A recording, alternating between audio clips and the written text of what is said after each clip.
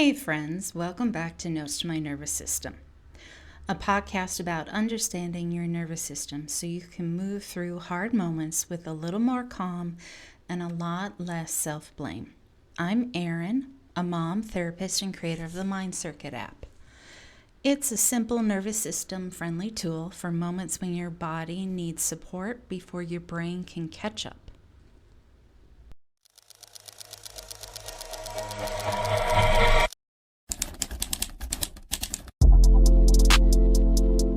I mean, what I would want my younger self to know is that there's nothing wrong with me. I mean, I just struggled with that so much. What's wrong with me? Why can't I be kinder, smarter, more successful, get the straight A's, prettier, taller, rich, all of the things? And I spent a lot of time trying to fix myself or be angry at who I was. So that is what I would like my younger self to know. There's nothing wrong with you. And everybody listening, nothing wrong with you.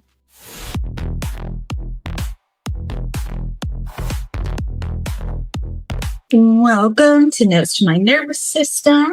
I'm Erin, a mom, a therapist, designer of the Mind Circuit app, a little micro reset in your pocket. So Kimberly Brown is joining us today. She's a meditation teacher and author. She's dedicated to helping people live more at ease. And she's going to be talking with us today about mindfulness to regulate our body and nervous system, developing self-compassion to prevent burnout and being overwhelmed, which is something I'm super excited to hear about because I know I need that. Welcome, Kimberly. Thank you so much. I'm really glad to be here, Erin. Now, how long have you been in the field of meditation? I've been teaching meditation since, I guess it's been about 15 years, since 2011. I've been studying and training in meditation and in wisdom techniques through Buddhist practice for close to 20 years. I'm a long-time student, and I came to these to teach meditation because the practice has really helped me. And I know they can help other people too. I've seen it so many times. Isn't that funny how when you find something that really helps you, you just want to share it so much? It's why I do EMDR and I talk about it. And I made this app around some of the benefits of bilateral stimulation, because when you find something that helps you, you just want to share it. Yeah, absolutely. And, I think what you're saying, Erin, is like when you know that others have had or are having a similar struggle or suffering, and you realize there's a way that they can help themselves. It feels like, oh, well, I need to do this. I was suffering just like you are, and I can't cure it. I'm not, God, but there are ways that you can feel better. And I benefited from EMDR too, Erin. So I'm glad you're encouraging people to use that practice. It really helped me. I love EMDR. There's no reason why we can't heal. I always say you might have a scar, just like if you broke a bone or had a cut, something might stay there, but it doesn't mean you can't heal. And beautifully said. Yes. And that was what drew me into my own healing and background, because from the Buddhist view, the same thing. There is no view that people are broken and damaged. The view is, well, yes, we can all heal. There are ways in which we can do this. And part of the reason we can is all of us have these tools of kindness, of love, of wisdom, of compassion. They get very mixed up and distorted sometimes, but we can always access them.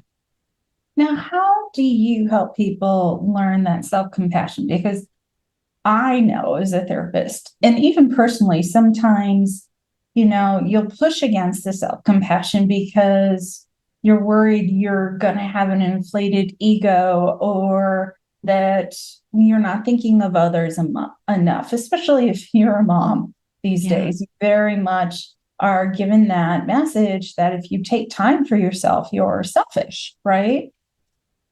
Yeah. It's interesting, right? I think that that's such a misunderstanding. I mean, first of all, what is self-compassion? Well, self-compassion is the same as compassion. It is recognizing when you are struggling, when someone you love is struggling, being able to connect with that and being able to offer whatever might help alleviate it.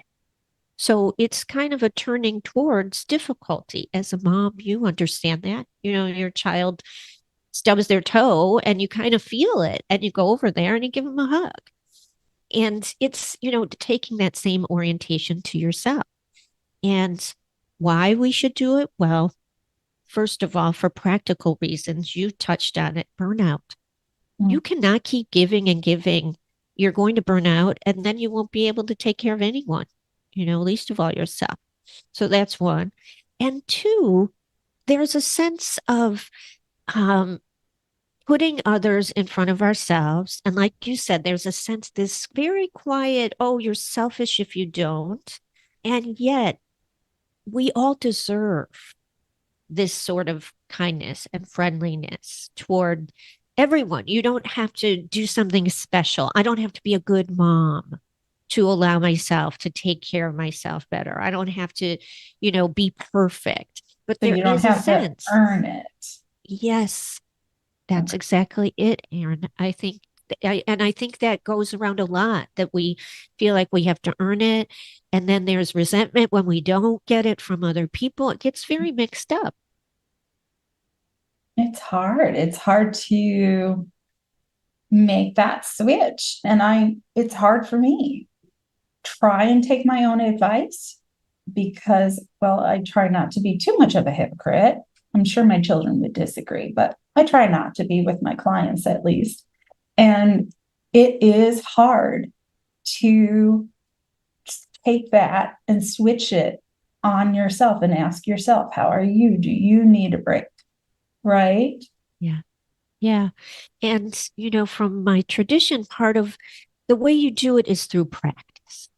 It's not Okay. very magical. It's not very complicated. I don't have to be a better person. What I have to do is start one, using some mindfulness. And what all that means is, oh, I start to notice. I notice that voice in my head. I notice this morning, Erin, I have a cold and I was busy doing things. And I had this voice in my head that was saying, Kim, for God's sake, it's just a cold. You can push through it. And I had to stop for a minute and say, okay, all right, that's an old idea. It's okay to be there. And I'm just going to breathe because you know what? I don't feel good. It's not the end of the world. And it's a moment of saying, well, I can be a little more patient with myself today. It's not going to hurt anything. Oh, I like that. So is the first step catching things like that? I think so. The first, Okay. I would probably use the word recognize, but, Okay. catching, recognizing, noticing, Mhm. yeah, I think Now, so. should we just notice or jump right in, or what's your The take second on that? step, the first is noticing, right? Mhm. And you can, and the way many of us treat ourselves is you notice it and then you just add more. Like, oh, why do I do that, Kim? Right? Okay, so you want to avoid this. We have such a sense of, some Zen teachers say, stop the war with yourself. Oh, I And like that. that's The war right. with yourself. And that's what happens. Feeling come So up true. or idea or something. I don't like it. I don't want to be like this today. Why am I so anxious? And then I start fighting with it, or insulting myself or ignoring or distracting. So once you notice it's happening, then the second step is just to pause, just to stop right here. For 10 minutes would be wonderful, but for 1 minute would be worth it. Okay. And in the way I suggest, Erin, is pause, put a hand on your heart, feel your breath. Pause, put a hand on your heart, feel your breath. I teach what's called loving kindness meditation. Loving What kindness. is that, and how's it different? It is a type of meditation, again, from the Buddhist tradition. And this meditation uses words and phrases to rewire. That's what the brain scientists find when you practice loving kindness meditation. You're rewiring all these habits. because Oh. all of that, how we treat ourselves, and like you said, oh, am I selfish? I should do this and that. We learned that. Mhm. We weren't born with that. And I know you see this in your work that, we learn these things and they become true. You tell yourself enough times, you start to believe it, and then your brain gets the message, oh, you want this to be true. So you make it happen. Exactly. The Exactly. power of that inner dialogue is just so incredible. I don't think people realize it. I don't either. We think it's just, oh, that's who I am, or oh, well, that's how it's supposed to be. But once you start to pay attention, you realize, oh, it does not have to be like this. And there are different ways, different practices. Psychotherapy is really helpful. EMDR is really helpful, rewiring. And these practices can help too. And loving kindness practice seems so simple, but it's simply saying certain words of kindness and wisdom to yourself and others. So I might say, Aaron, may you be safe and healthy and happy.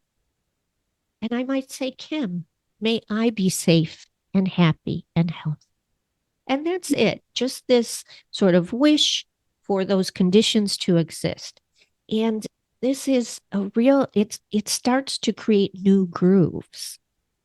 So instead of going Oh. off into, Kim, you're being so lazy, Mhm. it becomes, oh, Kim, you're struggling. And that Ah. shift it's really meaningful. So you become more compassionate with yourself when you're saying these things out loud and within the meditation to yourself. Yes. And they're usually said silently. And Okay. they're usually, you practice saying them silently. I have to say, Erin, you don't always feel it in the practice, but Mm-hmm. you see it over time in your real, quote unquote, real life. And we would say off the cushion in my world. And I can't even tell you how many people have had incredible experiences with it. Just a softening, I not say huge the things. same thing with EMDR and off the couch, as we would say Yeah. here, That, that you're not going to notice the shift right away because it is so slow and intentional, which is the way the brain and body learns and heals. Because if it's too fast, too quick, we don't keep it, we don't normalize it. It's too much. And so we go back to homeostasis and we don't keep what we've learned. So I think that is always a telltale sign of something being really good for you, is that it is slow and gradual, which is nothing anybody wants right now. We want it quick and fast. And I'm guilty of this too, but I just know when it comes to thoughts, behaviors, patterns, humans, it has to be slow and steady. yeah, How it does. how long do you find it, like where is that mark where you start to see the benefit? Is it a couple weeks, months?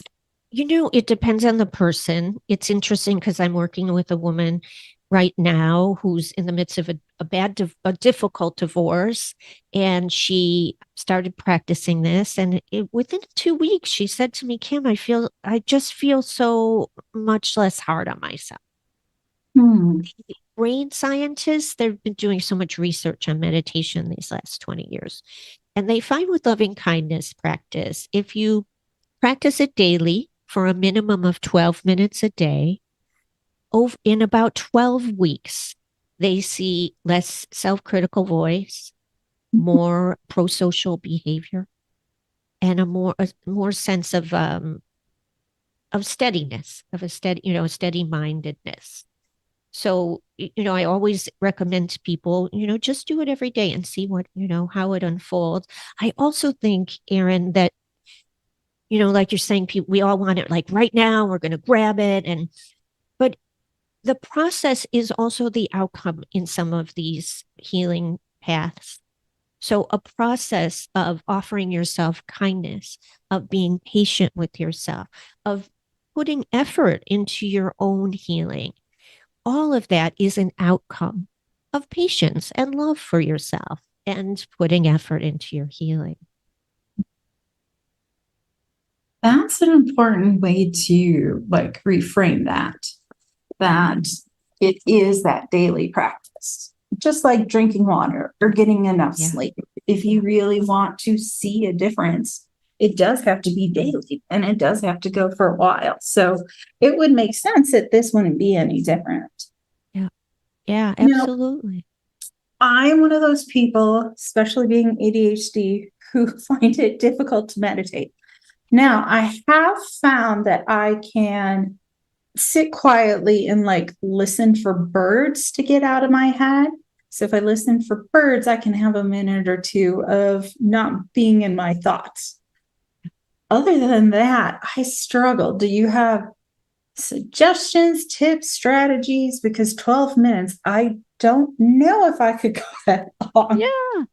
So first of all, that's a perfect meditation. Using, what you're doing there is using sound as your object of attention. That's how technically we would put it, right?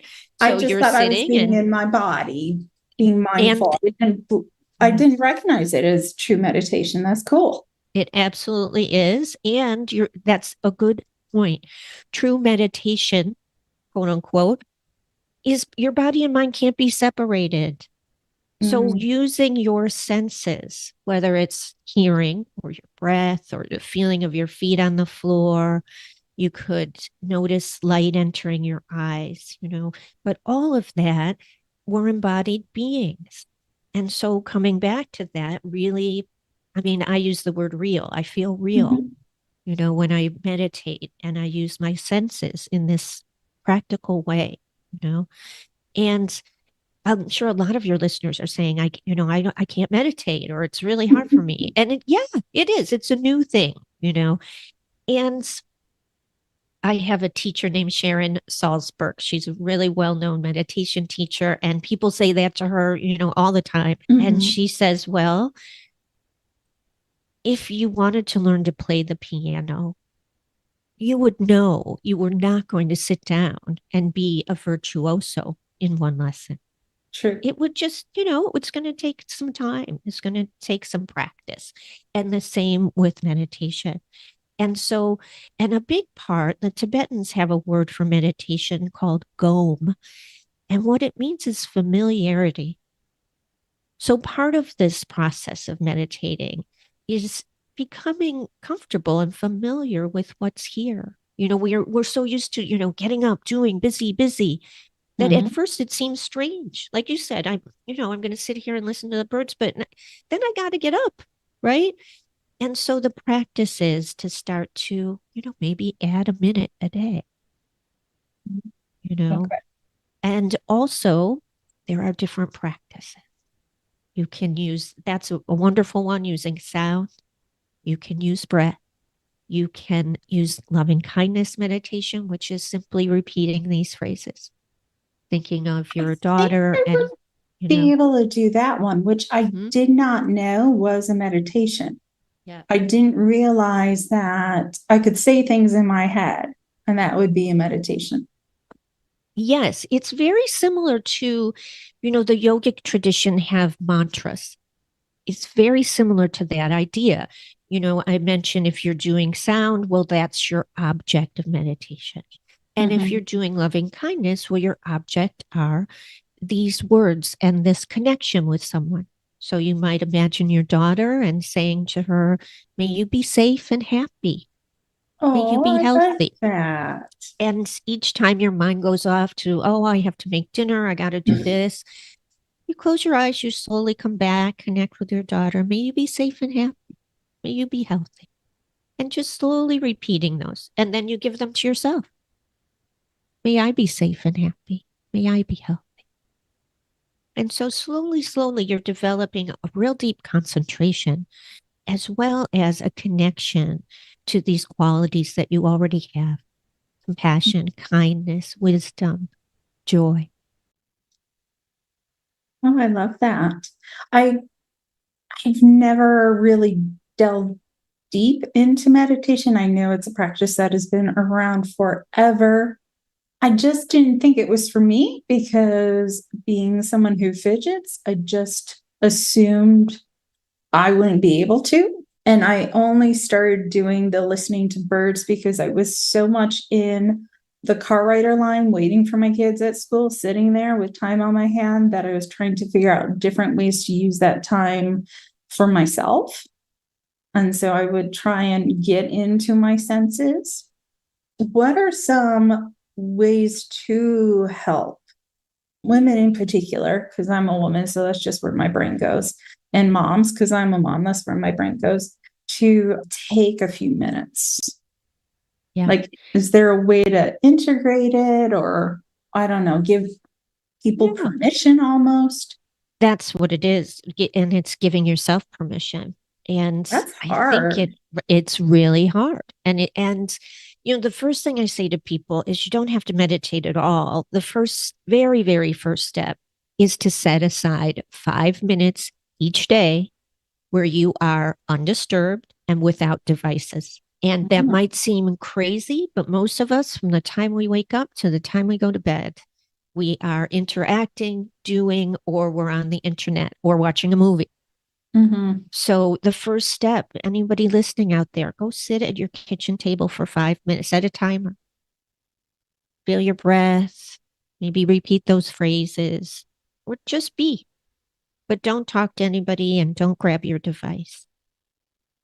So that's the first step. And the best way to do that, and it's the best way to start any habit, is to pick a time and a place that's the same every day. So for some of you, it's going to be the moment you wake up, you'll have 5 minutes and you'll do it. For others of you, it's at lunch. For some of you, it's right before bed. But pick that time and do it every day. It really helps strengthen this habit. I like that. That's a new habit that maybe I'll try to work on for 2026. I always try and pick up one new good habit for the new year. I don't want to give things up. That whole idea just never sat well with me. I think it's because I was raised Catholic and every Lent we had to give things up. So I'm like, I'm not going to be forced to give up yet another thing for another time period in my life. But I like marking New Year's with being able to pick up something beneficial, just one thing. Because if I do too much, it doesn't stick. Yep. Beautiful. That's beautiful. And you're pointing to the limitations of trying to make ourselves do things because we think we should, Yeah. I hate that word should. Right? I use it doesn't too, and I hate it when I hear it. Yeah. Yeah. Ugh. And we want to come from a place of, I am doing this because it's a good way to care for myself and I want to care for myself and others more wisely. Something like that. Not, I got so many problems and I need to fix this and I need to fix that. That's a terrible way to, to relate to yourself. And in fact, in the Buddhist tradition, it's one of the ways that you can sort of develop a sense of discipline or resolve is through creating an intention. And in fact, every new year, I'm doing it January 12th this year via Zoom. For the last 10 years, we do a New Year's intention setting. And it's different in a subtle way because there's no goal. It's not, Kim's going to every day eat better. It's, I have an intention this year to eat more healthy. Or I have an intention this year to be more patient with myself. I have an intention this year to take better care of my body, whatever it might be, to interact with my family more. You have this overriding intention and you allow that to guide the action. Now, how is an intention different than a goal? Well, most of us think of it in terms of resolution. So there's like an outcome, right? This year, I am going to run every single day. From an intention point of view, it would be... That sounds like punishment. Right. It sounds like punishment. It also, like you said, it's not lasting. It's really hard, to do some of these resolutions. But with an intention, it's, this year I'm going to pay more attention to my body. I'm going to, be more present for what my body needs. I'm going to develop a healthy sense of activity, whatever it might be, but a little bit less, little more open. So more flexible, that Flexible. psychological flexibility. So it's not so rigid and you're not saying, I failed right away. Exactly. There's no way really to fail with your intention. You just keep trying. You just come back to it. I like that. How do you help to hold yourself accountable or remind yourself for your intentions? Yeah, one of the ways to do that is I mentioned loving kindness practice where you say, may I be happy, may I be healthy. You can also do that with your intention. Oh, so you can use that as the phrase to meditate with? Correct. And it starts again, it's rewiring. And, these intentions, they're underneath everything we say and do. So it helps kind of reorient that. I like that. That is a practice that I think would be not overwhelming as a busy mom who works full time and whatnot, and teenagers and taxi driving and all that stuff. To be able to just take a few minutes where I'm in my senses and repeating that positive intention to myself. That doesn't sound like a huge ask. I agree. I think you can do. I think everyone out there can do it. And part of doing it is it feels good to do it. So it's kind of an easier meditation in that way, to sit down and offer, kindness to your kids and to yourself and to your neighbors, maybe. It usually has a nice feeling in you. So, or a feeling of, oh, wow, I didn't know I could do that. And so that it encourages us to do it more. Like that. I'm going to give it a shot. I'm glad. That's great. Now, you're an author. Tell me about the books. I have 3 books, and they're all about how we can use meditation, mindfulness, and loving kindness to improve our relationship with ourselves, with each other. The first one is called Steady, Calm, and Brave. It was written after the pandemic, for ways in which we can care for ourselves and our family and our communities when things are really rough, and scary.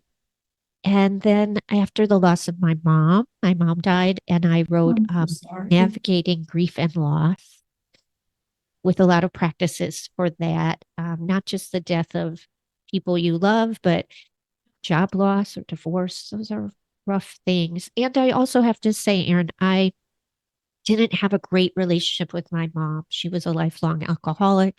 It was really hard. Oh, so it was a complicated grief. It was. And I didn't know about that, Erin. I kind of thought, well, if she was an old lady, and I thought, well, if my mom dies, I'll feel okay. We're not close. Oh, actually, I have found that to be more traumatic for individuals because there's so much unsaid or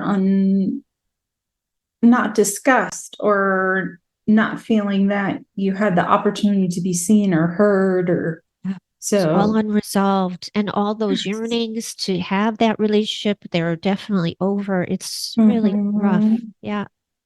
No, I think it's a very difficult grief that I don't think we talk about enough.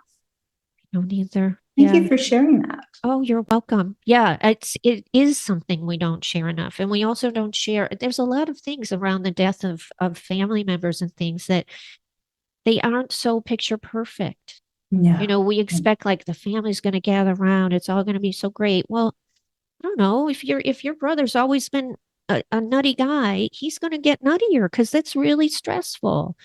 So those sorts of things are in my book. And I also am glad to kind of share them because there's no shame in recognizing that this happens to all of us, Yeah, I think that's important. What's the name of that book again?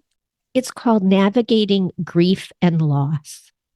Okay, I will have to put that on my to-do list, my to-do read list. Thank you. You can get my books at any, they have them at Amazon. Any bookstore has them. Oh, perfect. Yeah. And my last book that came out this year is called Happy Relationships. And it's for partners, family, and friends, just ways in which we can connect. There are quite a few chapters in the family part for parents, as parents are so hard on themselves, to talk about how you can use loving kindness practice to connect with you and, be a little kinder to yourself in these situations with your children. It's difficult. Nobody has a class, a course, a conversation. I remember being in school and we had home ec and wood shop, and I had all these classes in high schools I could take to learn to do things that I was interested in. So I learned how to make things and use a saw and a screwdriver, and I appreciate that I can do that. I took home ec, didn't do the best, but I learned that baking is never my strong suit, but I can cook, and the difference between that, right? But there's not really a class about what it means to be a parent, the constant responsibility, the never getting to turn off that, I wish we would talk more about how difficult it is. Because I think it really would have changed mine and my friends' perspectives when we were younger. I think Wouldn't so it have too. been such a rush to, be a mom? Would have enjoyed a little bit more, not because I don't enjoy it, but because I didn't recognize how different it would be. Yeah. Yeah. And also we're not given tools. No, In not that at class, you would all. have some tools, how to regulate your Yes. own nervous system, how to Yes. notice when you're getting impatient, how to deal with conflict. Yes. How to handle a baby that never stops crying and Exactly. screaming. And the recognition that, actually sound is used in torture. So, like, it's okay that you're having such a strong response. Reaction. Yeah. Yeah, it's not good for you to be around that nonstop. So this is when we call and we get help from people. But we don't have those conversations or give those tools. But I love that you have the tool of the meditation for parents, because I just think it speaks to that need that we need to start addressing more and more. Yeah. I think so too, Erin. Now, how long has that book been out for? That came out in February. Happy Oh, relationships. congratulations. Thank you so much. Now, if somebody wants to find you, follow you, how do they get a hold of you? The easiest way, Erin, I have a website called meditationwithheart.com. Meditationwithheart.com. You can find out about me and my books. I teach classes but I primarily work with people one-on-one. And most people, we learn loving kindness. I teach them loving kindness practices and how to notice what's going on, all of these obstacles we have. And I also have a weekly newsletter. It's free and it usually has a guided audio meditation.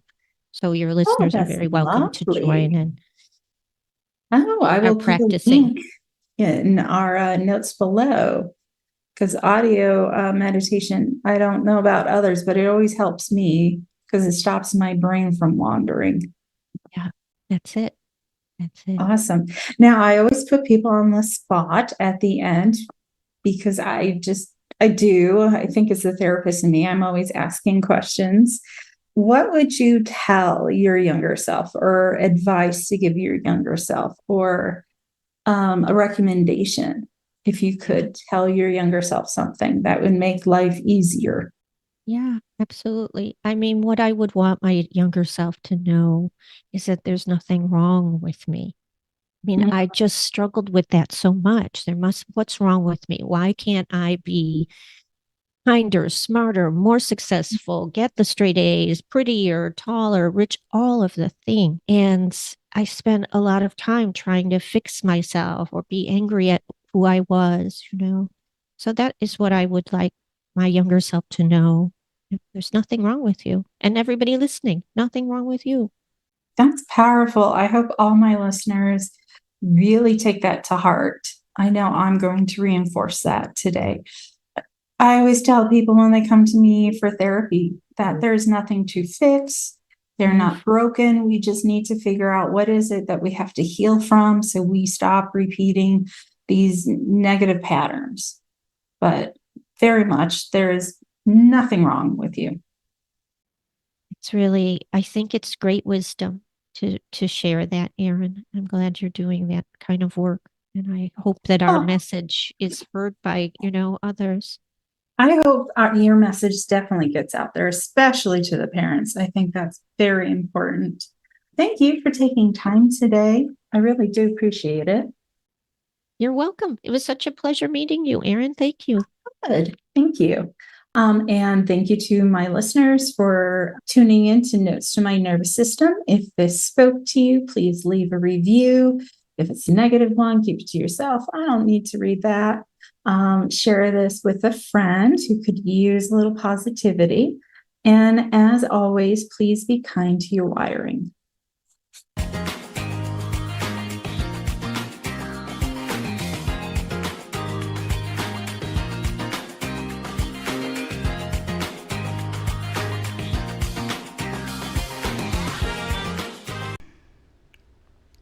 Thank you for listening and joining Notes to My Nervous System. If this spoke to you, please leave a review and subscribe. Unless you're giving me a negative review, then keep that to yourself. If listening stirred anything up and you don't want to sit in it, Mind Circuit is a regulation app designed for moments just like this. It's not therapy. It's just a short guided reset you can use before sleep, after stress, or when your thoughts just won't slow down.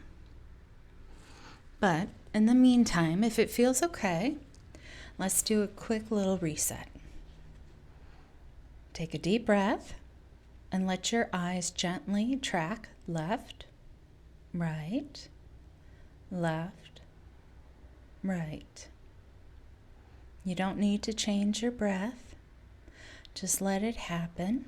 If your mind wandered, that's fine. If it didn't, that's fine too. We're just going to pause here and take one slow deep breath in and out. And again, let your eyes gently track left to right, back and forth. Left, right, left, right. And now you can come back to whatever's next in your life. And as always, please be kind to your own wiring.